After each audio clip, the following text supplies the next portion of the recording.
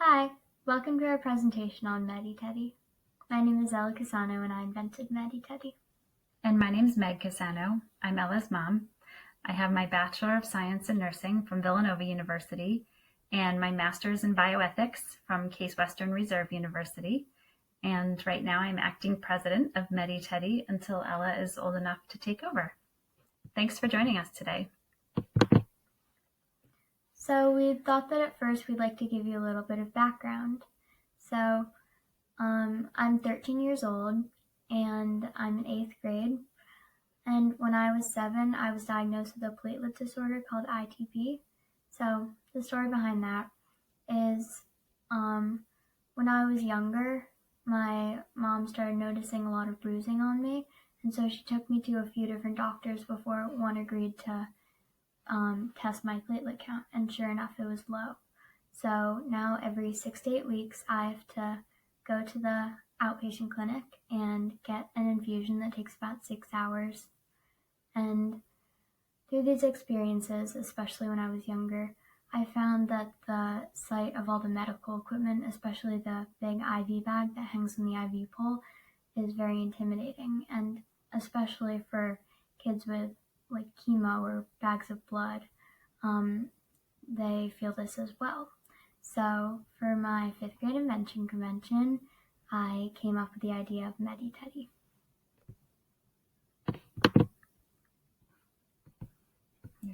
So this is Medi-Teddy. Medi-Teddy is a stuffed animal IV bag cover. The back is a mesh pouch where the medication goes, and it's also see-through so that the caretakers can still monitor the medication.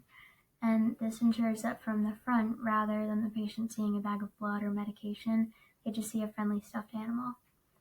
So Medi-Teddy's washable. My mom washes mine with color safe bleach. Hot water. Yep.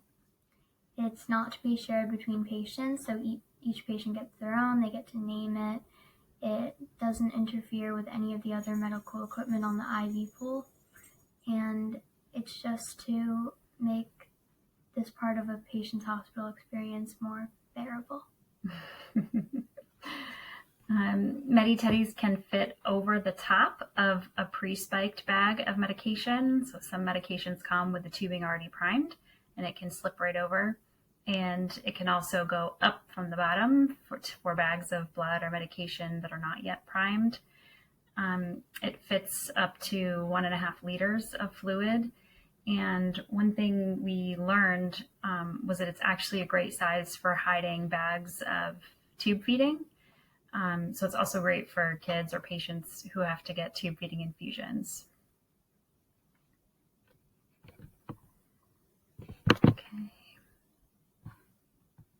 So why is Medi-Teddy important? Medi-Teddy is it's a comfort object. So much as a child might bring a special blankie or levy from home, Medi-Teddy does provide comfort for the child. So many things in the hospital are very sterile, or if they're given to a child, they're then taken back and discarded. Some things are taken from child to child, certain toys, certain items used in child life. And so the nice thing about Medi-Teddy is it actually belongs to the child. They can come up with a name for it. Together with the nurses, they can come up with a little personality for it. They can talk to it. Child life specialists can incorporate it into the child's care and placement of the IV. It does also serve the purpose of not only hiding the medication or blood, but as you can see from this photo, it does provide some privacy too. When you're having a visitor in the hospital, or in some situations, parents or adults get infusions at home and their children might be afraid of seeing the bag of blood or medication. So it can just kind of provide some privacy if you're on the go. And also Medi-Teddy does reduce the emotional and physical discomfort of the children using it.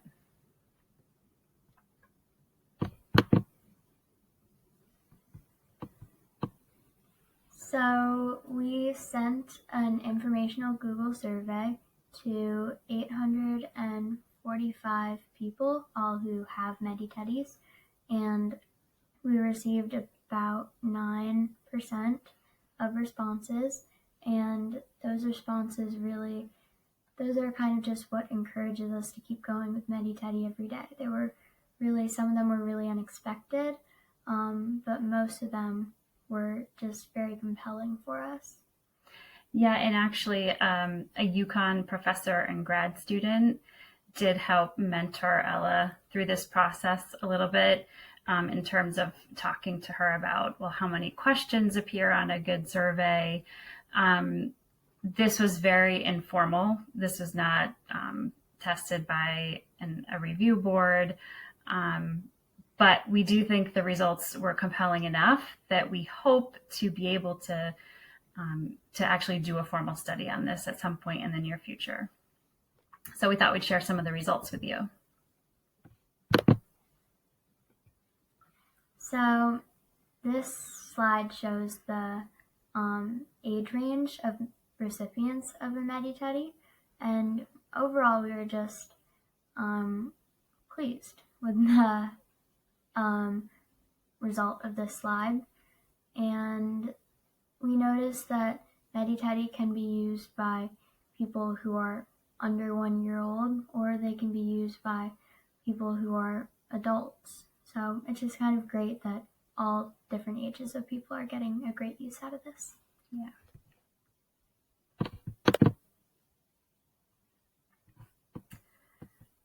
So for this slide, one of the measurements that we knew Ella wanted to focus on was the emotional pain or the emotional well-being of a patient. And so we asked many questions about emotional well-being, maybe 5, I think. And so it was really great to see the results here. The question here is, do you feel MediTeddy improved the emotional well-being of your child during an IV or tube feeding? And then it cuts out here a little bit in the photo, but we asked parents to consider just the infusion part of the IV, not the actual placement of the IV. So that part where you're sitting in the chair is kind of boring, long day. And the results were, almost 95% overwhelmingly did feel that MediTeddy improved the emotional well-being, which was great. So I'll move our heads. Okay. So for this slide, we were asking for just the overall emotional well-being of their child during their hospital experience. Was it better for them to have a MediTeddy than to not have a MediTeddy? And again, this one, we got 95% of people said yes. And here we gave them an option for maybe, and we had no no's for this slide. So this was just very encouraging and exciting for us that, because this is what we're targeting. We were planning on targeting the emotional well-being of pediatric patients. And so the fact that we got such high results for this slide was exciting. Definitely. Just have to move our heads back up here, guys. Bear with me 1 second so we can get to our next slide. Okay. So now this slide was interesting. On the advice of the UConn professor and graduate student who mentored us through this, and I'm intentionally not saying their names here because with everything that happened with COVID-19, they were not actually able in the end to help us with the wording of our questions. So those of you who are studying this type of thing might be cringing a little bit at the wording of our questions. We apologize for that. We're learning, but hopefully, I still think the results have value here. So the professor encouraged us to also assess physical pain, which is not something that we expected to see an improvement from with MediTeddy. We really thought that we're dealing more with the emotional well-being of a patient. So we were really, really surprised at this slide. We specifically asked the parent to think about the child's physical pain during the time when they're actually having an IV needle placed. So that is a very painful experience. There are no two ways about it. And so we were just blown away that 43% of responses said that they felt it actually reduced the physical pain. We just felt like this was really significant.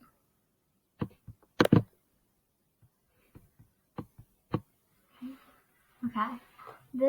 For this slide, we asked the parents to talk about whether or not they preferred to have a MediTeddy over not having a MediTeddy, and the slide just blew us away. Like 100% of parents said that their patient does prefer having a MediTeddy, or their child does prefer having a MediTeddy. Yeah. And then for this slide, we asked parents how important they felt MediTeddy was as part of their child's care during an infusion. And the scale for this was 0. The number 0 would be, it makes absolutely no difference in my child's care whatsoever. And 10 is we could not manage an infusion without a MediTeddy. And so again, really kind of compelling results, actually, how many parents felt that MediTeddy was really a critical part of their child's care.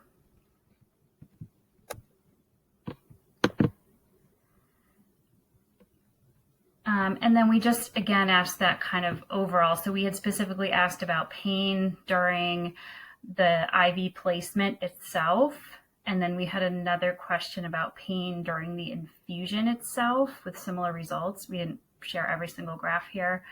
And then we asked this question about just overall for physical pain.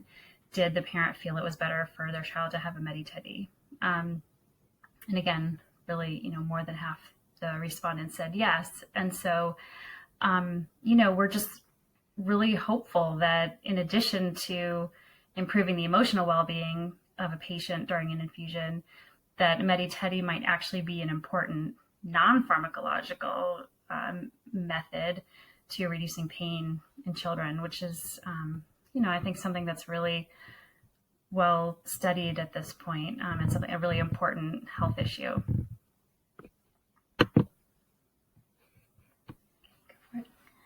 Okay, so for this slide, we asked the parents whether or not this improved their experience with their child.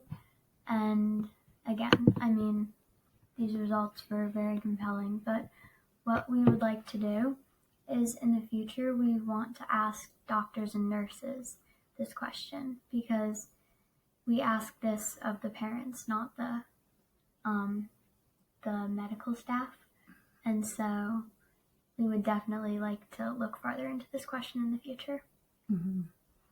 Yeah, and I can say as a caregiver of a child who needs to get IVs, sometimes you just feel helpless and you're just not sure what to do. So I can say for us, bringing a MediTeddy has been fun. If nothing else, it's a really good talking point. It kind of breaks the ice with your staff. So for us, it's been great too.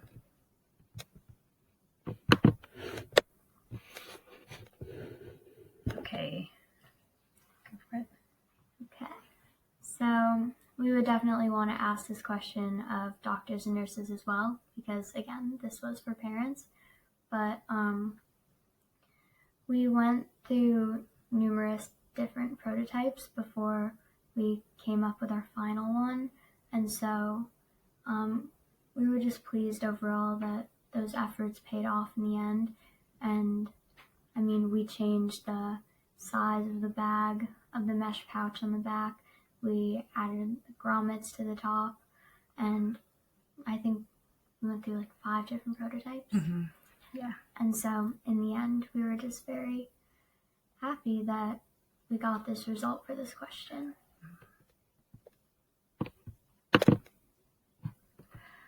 Okay, so now we thought we would kind of go back to the beginning for a second and talk to you a little bit about how we got here. Go ahead. Okay, so like I said before, I came up with MediTeddy for my 5th grade invention convention, which was where everyone in my grade was prompted to come up with an invention to present to the grade, and it was a competition. So you kind of went on in the levels. And I got overwhelming feedback there, good feedback. And that kind of encouraged me to continue with MediTeddy. And so in 6th grade, I made a business plan, a marketing video, and my mom helped me to submit a patent application. And then in 7th grade, I decided to continue with it. So this is where I actually focused on incorporating this into a business. So we got our 501c3 application. We got all of our incorporation documents. We chose our board members, and we have board member meetings. And I pitched MediTeddy to a local Philanthropist. Who owns an ice cream shop in our town. And so his suggestion was that we first of all find a manufacturer and see how much money we would have to raise to place a minimum order. And so Can you talk about that part? Yeah.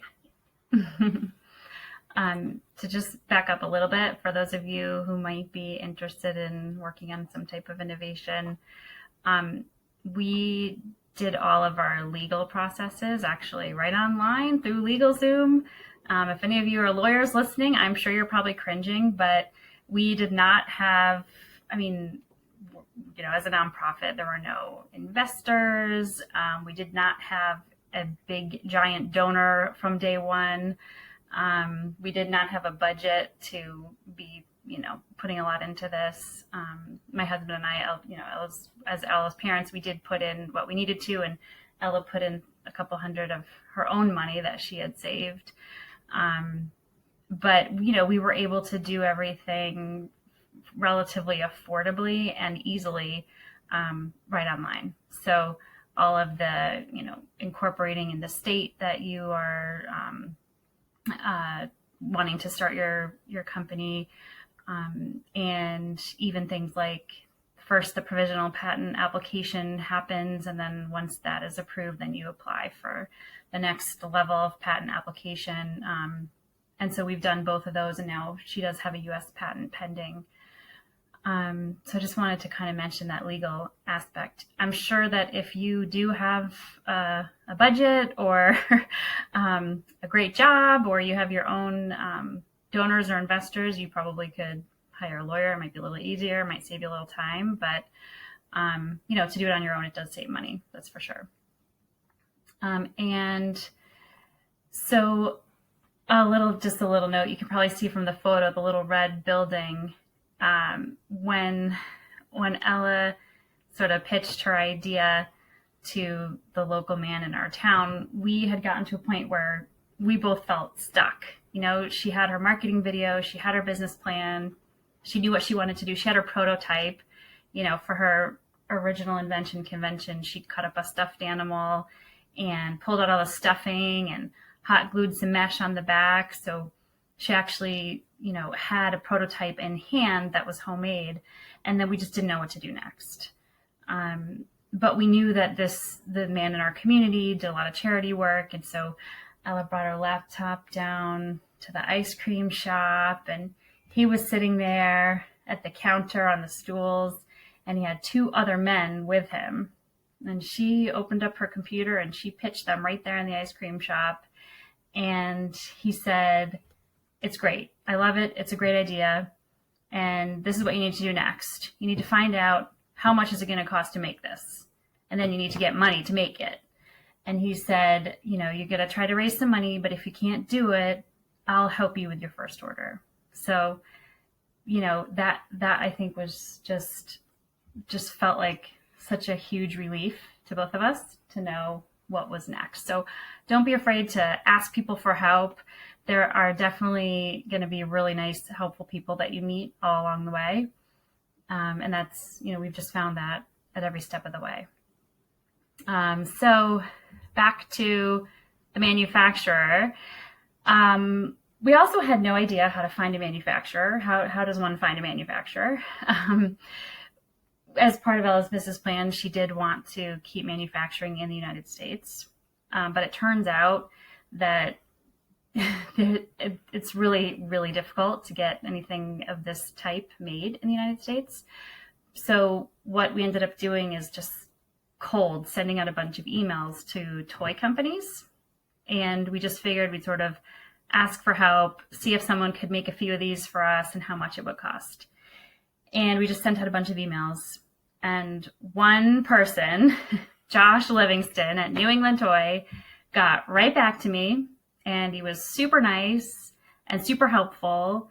And he said, okay, you need to send me a drawing. Because we had a prototype, but he needed an actual sketch drawing to show to the factory with some measurements.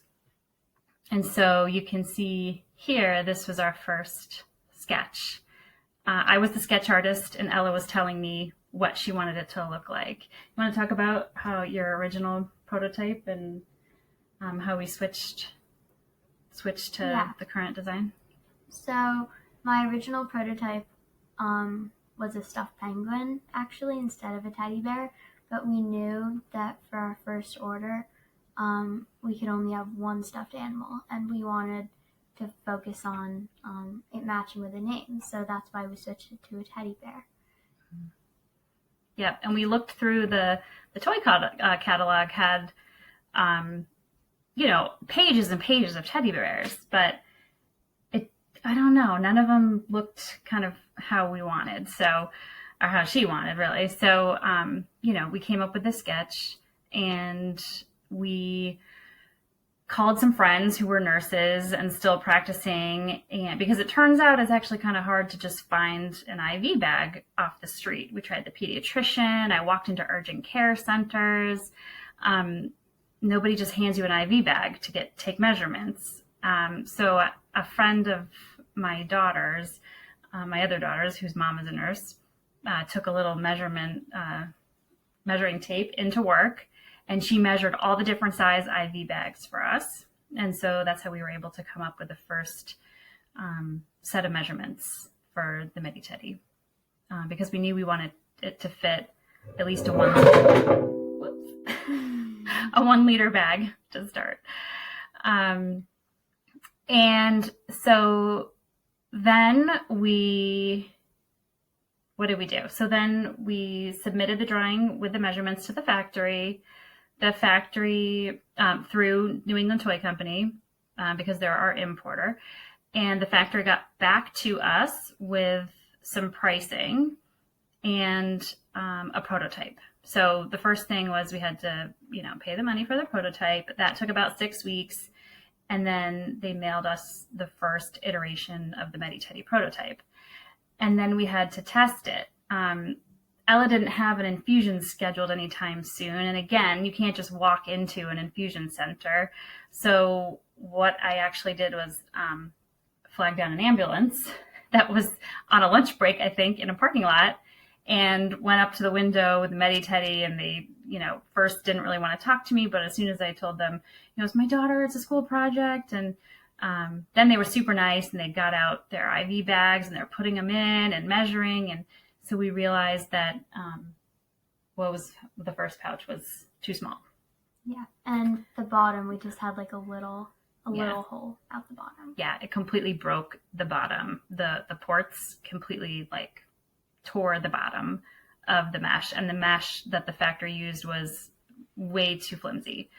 So this just sort of went on. With each iteration of the prototype, we learned something. And finally, we had what we thought was the perfect sign. And so then the minimum order from the factory was 500. So we knew we were going to end up with 500 Medi-Teddys. And that was a lot of money. We needed to raise $5,000. So what did we do? So we set up a GoFundMe, and that just went viral. It did. It went viral. We were pretty lucky that way. I think that in retrospect, if we had to raise money, if it hadn't gone viral, I think we still, got the word out to like local moms groups. We asked our friends to email it around. Our goal was $5,000, and I do believe we still could have met that even if it hadn't gone viral with family and friends. But when it did go viral, what happened? We were able to order 2,000 Medi-Teddys instead of 500. So we more than quadrupled the goal. And so instead of ordering 500, we got 2,000. Okay, so now, okay. Did I skip one here? Let me just go back for a second. Make sure. No. Yeah, okay. Oh, that middle photo is Ella signing her patent application. And that's another thing. If you decide you want to innovate something, make sure you document and take photos along the way, because you never know. You might look back and be happy you have them. Okay, so now we have these 2,000 Medi-Teddys, and we have been thinking we'd be putting them in the back of my car and driving them around and kind of asking hospitals like, would you like to try one? But all of a sudden we had thousands of emails from all over the world, and so we had to adapt really quickly and figure out, okay, how are we going to get these to the kids? How are they going to be free for the kids? And how is this all going to work? So you want to talk about what we did next? So we put some coupon codes on our website so that parents or caretakers who have a child who gets infusions can order a free Medi-Teddy and we'll ship it to them. So how we kind of continue making money with our business in order to continue supplying Medi-Teddy to those patients is basically through fundraising and donations. So, do you want to explain that? Yeah, sure. So there's a lot of peer-to-peer fundraising where we have different groups who are doing their own fundraising activities and then donating to Medi-Teddy. For example, some children's classrooms. There have been a bunch of office groups. Those actually tend to be the most successful. We have had a bunch of directed donations. So, for example, there were some doctors' offices who worked together with their clients and their staff and raised money. And then they would make a donation to Medi-Teddy, but say, well, we want these Medi-Teddys to go to a specific hospital.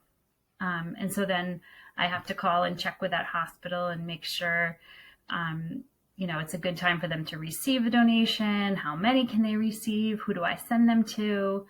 And so, there's kind of that whole process as well. But the peer-to-peer fundraising, directed donations, and just donating through our website is really how we get most of the money coming in. And there have been some weeks, especially in the beginning, where I was like, oh, I don't know if we're going to make it through the week. Like, we have enough money to ship, because the orders kept coming in. The parents were using the free coupon codes and they really wanted them for their kids. And I'd say to her, I don't know, we can ship like 10 more. And then I don't know what's going to happen. And then we'd wake up that morning and somehow enough donations would have come in overnight. And it just we just kept going. It somehow just kept working. Some weeks were still like that. The other thing that can happen is hospitals and charities can also purchase Medi-Teddys in bulk, and they can actually opt to do branding as well. So you can see this middle Medi-Teddy here. This was one that the Orr's Hope Foundation, which supports premature babies out west, they ordered a batch of Medi-Teddys and had their own logo put on the opposite foot. And they also had them add that cute little purple heart to the chest as well. There's a children's hospital that we're actually producing them right now. They have the logo printed on the tummy. And we have some more coming out with a big charity later this summer. So co-branding is a great option as well. And you can see here, this first picture is of our basement home warehouse, where we will print the shipping labels every morning, and we'll go downstairs and we'll pack up the MediTeddy. So we had to learn things like what size boxes do we need and how many MediTeddies fit in each box. So Ella has labeled all the shelves with stickers. So she counted how many MediTeddies could fit in each box, because when you're shipping, you have to know the measurements and weight in order to print your labels. So, there's been a lot of learning about that kind of thing too.